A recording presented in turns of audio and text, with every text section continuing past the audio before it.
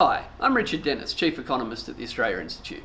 And I'm Matt Grudnoff, I'm the Senior Economist at the Australia Institute. And look, here at the Institute we've been overwhelmed with people sending in questions to us through our Facebook and Twitter and email and all other ways you can contact us about what's going on and what are the economic implications for the coronavirus. Well, like everything, everyone asks economists these questions, and well, let's be clear, we should be talking to health professionals and epidemiologists about the health consequences. We're happy to talk about what we know and what we think might happen in terms of the economy. So Matt, what do you reckon? What's our first question? So our first question comes from Paul. He writes, in healthcare and other emergency services, we have hero syndrome where the professionals cause problems so that they can then sweep in, save the day and get the glory. Is this what economists have been trying to do? Look, let's be clear. Economists often present themselves as knowing far more than they really do about the economy and about the future. But I don't think economists are suffering from hero syndrome when it comes to this health crisis. I think there were lots of problems with our economy before this hit, and there's going to be even bigger problems coming up. I think economists have some ideas about what we should and shouldn't do, but ultimately as a community we're going to have to make some really hard choices. What do you think, Matt? Have you got hero syndrome? Well, look, I mean, they say that macroeconomic forecasters exist to make astrologers look good. They're terrible at predicting the future. I think it's more about a failure or incompetence than any kind of planned sort of hero syndrome. Economists will try their best to predict what's happening, and we're going to try and do that. But the reality is nobody knows the future, and if we did, then we would be very rich people living on an island somewhere with big bags of money, and going forward. Economists are going to try and predict what's happening, and we can talk about what's better and worse. What does a good stimulus package look like? What does a bad stimulus package look like? How big should the stimulus package be? Those kind of questions is what you want to talk to an economist about. Well, I mean, a lot of people have asked us what's going to happen to the economy.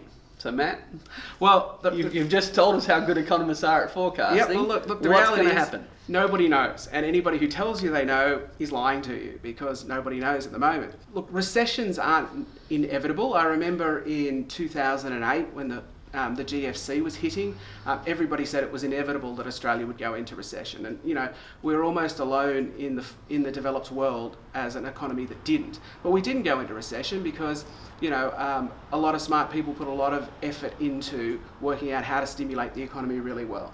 Go early, go hard, go households was Treasury's advice, and that was good advice.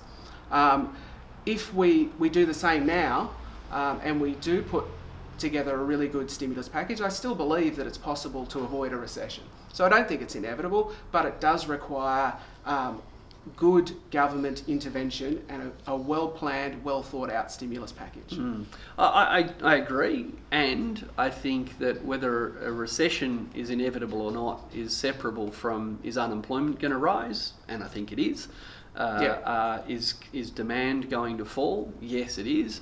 A technical recession means 2 quarters in a row, 6 months of decline in the size of GDP. That's very likely, but as you say, nothing's inevitable. And I think we all have to understand that we as individuals and we as a community have agency in this. If the government has a big enough stimulus package, if it borrows enough, and what is borrowing? It's bringing future consumption forward. If the government brings enormous amounts of future activity forward into the present, both by putting money into our pockets and by directly spending, we can do an enormous amount to stimulate the economy. Time will tell what the end result is, but we shouldn't become fatalistic. As you say, no one knows exactly what's going to happen, but we do know the more the government does now, the smaller the chance of a recession. So Matt, what is a technical recession? Well, a technical recession is 2 consecutive quarters where GDP growth, negative economic growth, as economists put it, which is a weird kind of term, negative growth. But a technical recession isn't really how people experience recessions. People experience recessions through higher unemployment and also through a fear of losing their job. So lots of people becoming unemployed reduces demand in the economy, but people who are afraid spend less. And so if you're worried about losing your job, you're also going to spend less. And the misery of recessions comes from unemployment, not from negative economic growth. And keep in mind, imagine the economy fell 2% in one quarter and then grew 0.1%, and then fell 2% in the third quarter. We wouldn't have had a technical recession.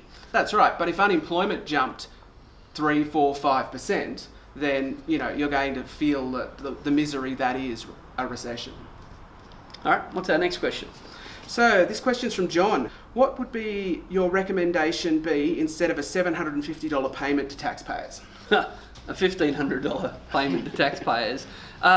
We really shouldn't underestimate the need for very big, very fast fiscal stimulus. Of course, there are better things to do than post a cheque for $1,500 to someone like myself who still has the income I had last week.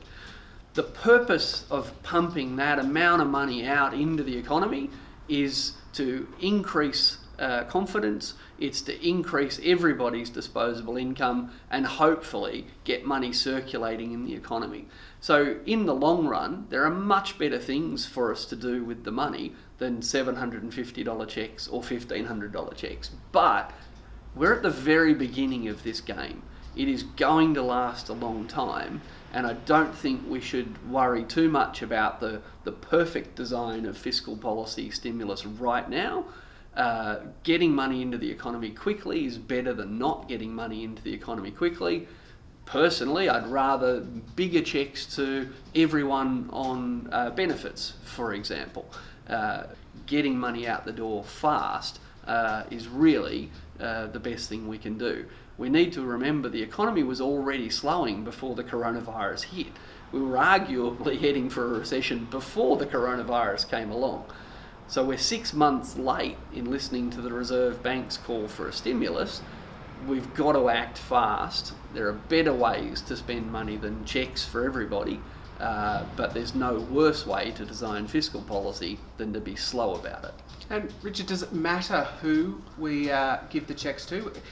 Are there better people to give the cheques to that will stimulate the economy more? Yes. So economists have the idea of the marginal propensity to consume. For every dollar you get, what percentage of that dollar would you spend?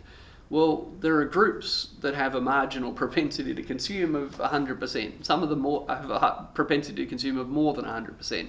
And typically they're low income earners or they're young families who are experiencing a decline in household income as one parent stays at home to care for their kids for the first time.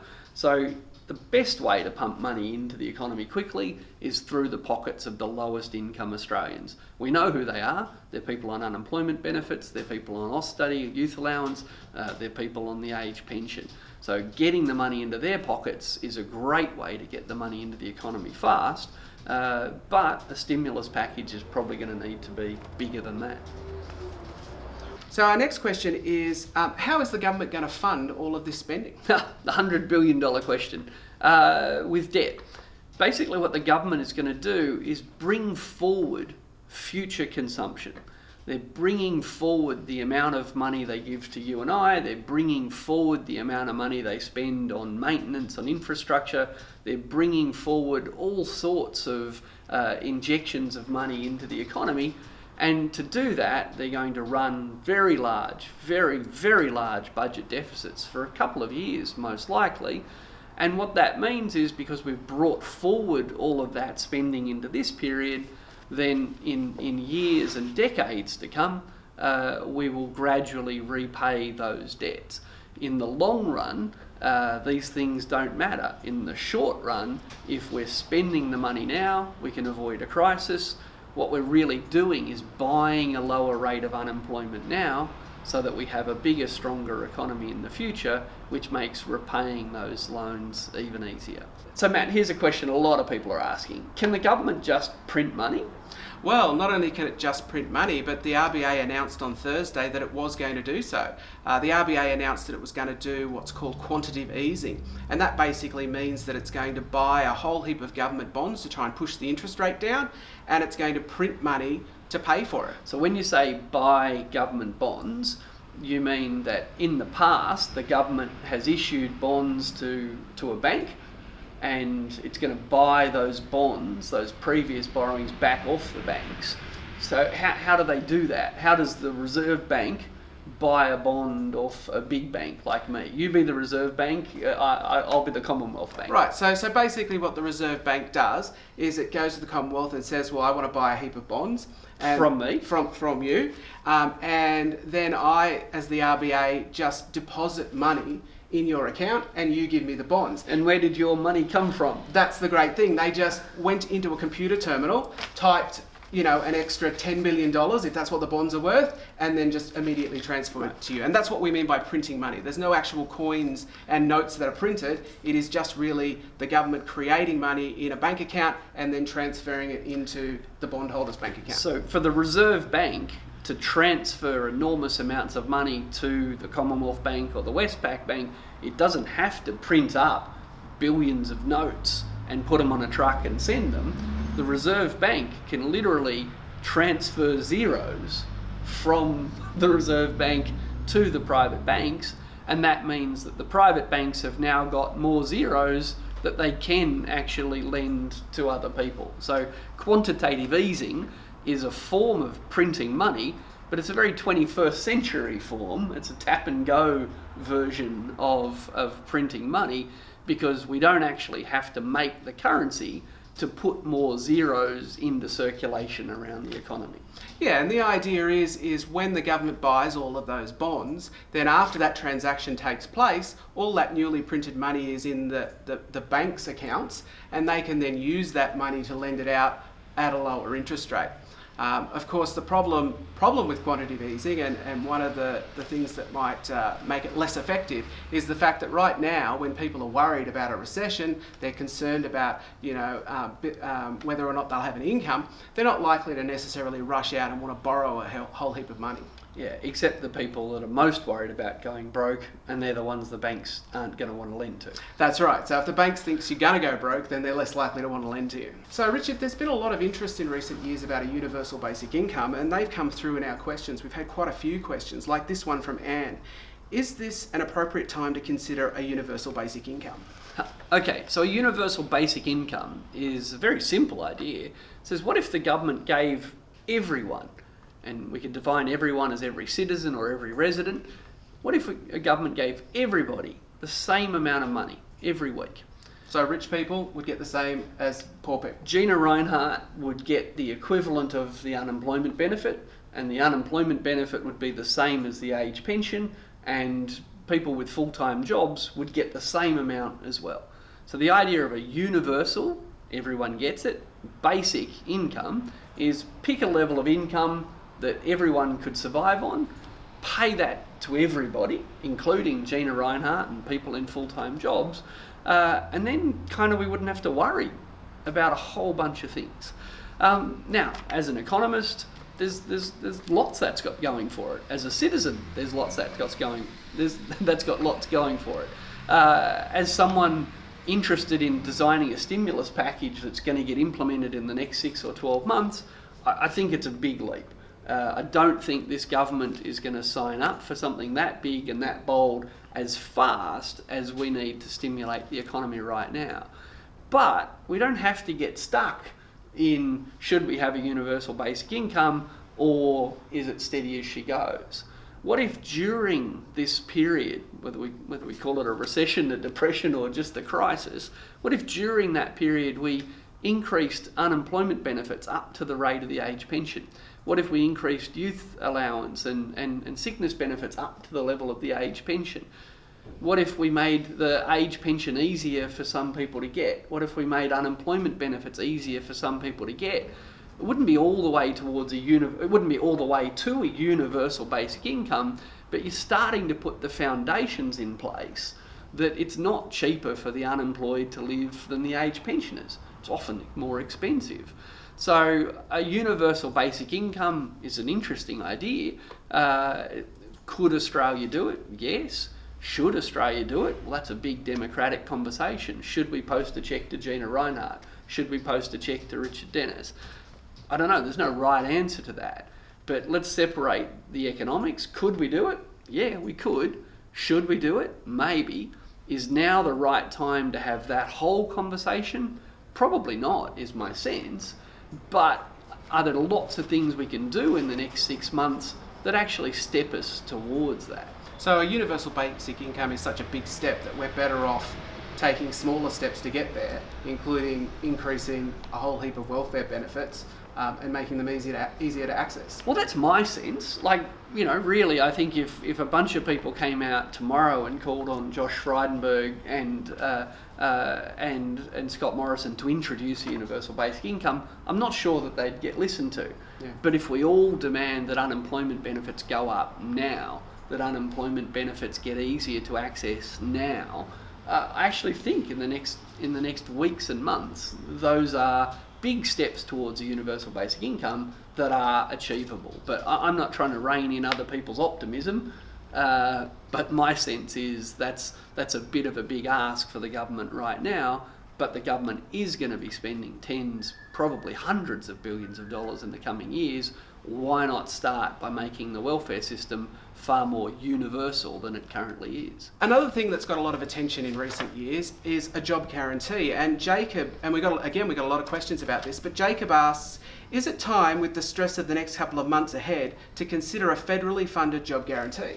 So Richard, firstly, what is a job guarantee? So a job guarantee, there's overlap here with the universal basic income idea, but they're different. A job guarantee guarantees everybody who wants one a job at a decent wage, whether it's the minimum wage or higher than the minimum wage. It's the sort of detail that we need democratic agreement on.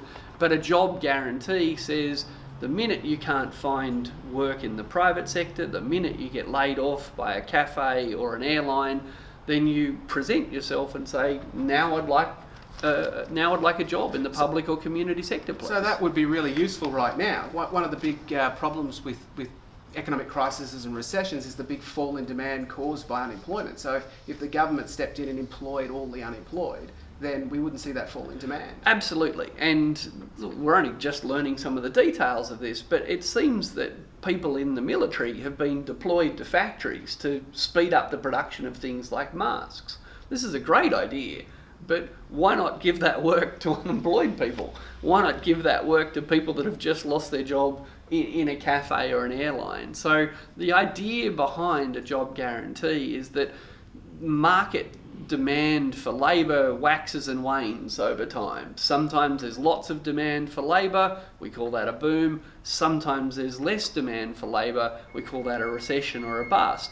The idea of a job guarantee is that, well, the minute the private sector can't find a job for you, the public sector will create one doing something useful, doing something the community needs. So again, I think, as with a universal basic income, there are huge elements of a job guarantee that we can start to take seriously and implement. For example, there's going to be a whole bunch of unemployed people who used to work in the airlines. These people have first aid training, these people have emergency training, a lot of them have security clearance. As if that's not a wonderful workforce to deploy in fever clinics. We've got a couple of weeks, a couple of months to give them new skills, but that's again the public sector thinking creatively about what are the tasks that need doing and who are the people that can do them. And a job guarantee is a nationwide universal version of that. I think during the next 6 or 12 months we can build important elements of that. Yeah, look, there's certainly an advantage in the government directly employing. So, for example, there's a whole heap of scuba divers on the Great Barrier Reef who are going to become unemployed. Now might be a great time to tackle... that have been working in the tourism industry, or just people having fun scuba diving? Well, no, sorry, working in the tourism industry. So there's a heap of scuba divers who were working in the tourism industry who are becoming unemployed or unemployed.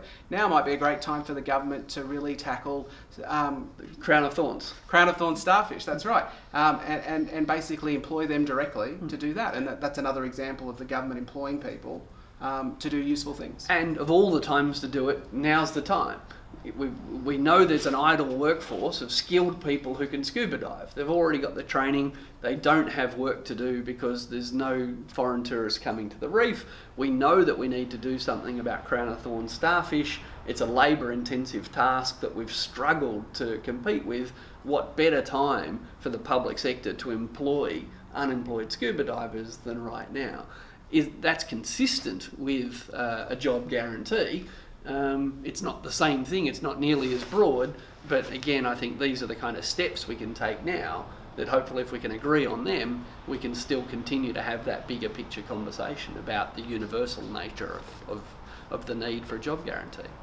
For the last 10 years, the Coalition have been worrying about the need for a budget surplus. When they were in opposition, they said we had a budget emergency and we needed to pay down the debt.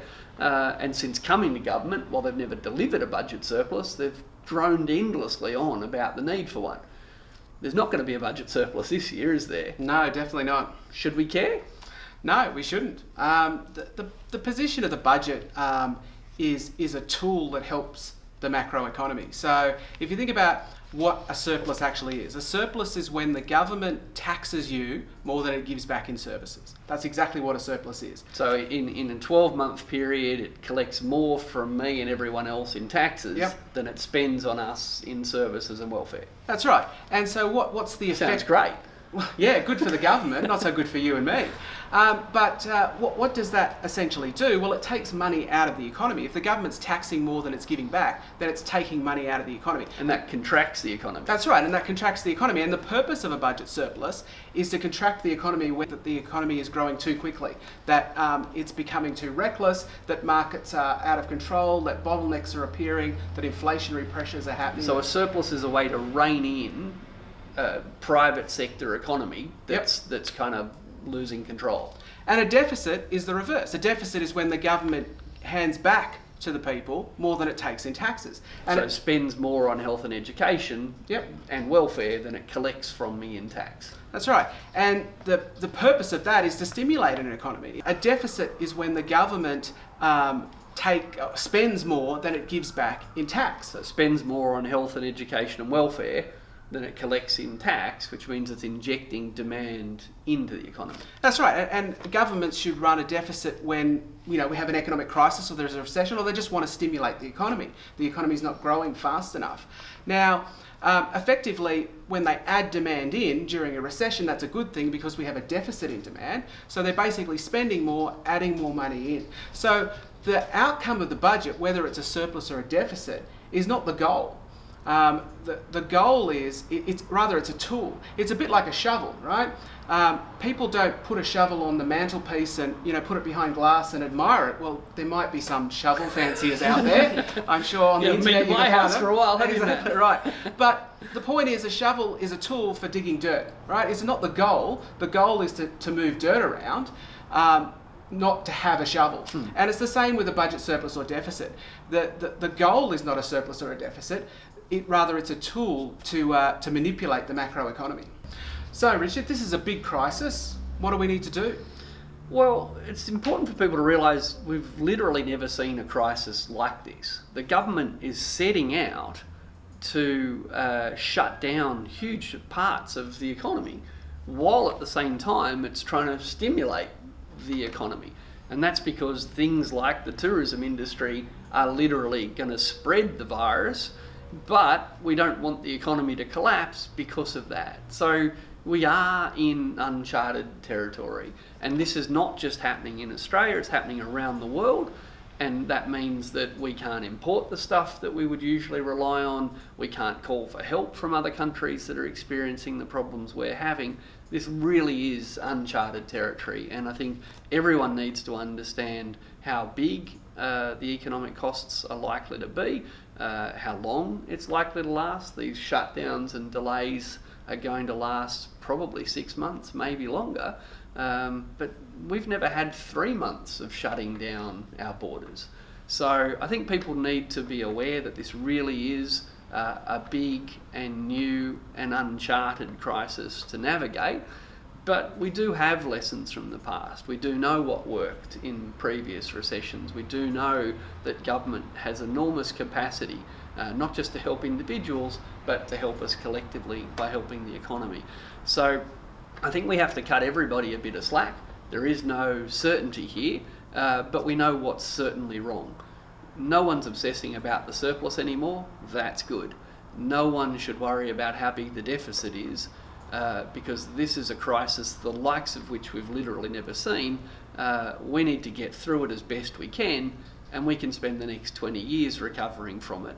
That's better than watching the economy go into a depression that's actually avoidable if we're not afraid of something simple like a deficit.